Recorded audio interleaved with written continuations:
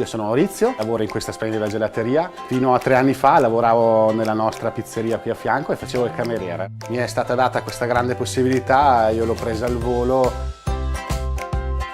Il gelato per me è una cosa meravigliosa, colorata, gioiosa, viva e che comunque nella mia vita è entrato da poco ma che mi ha stravolto tutto quanto. Il gelato buono nasce da tanta passione e sicuramente servono delle materie prime ottime.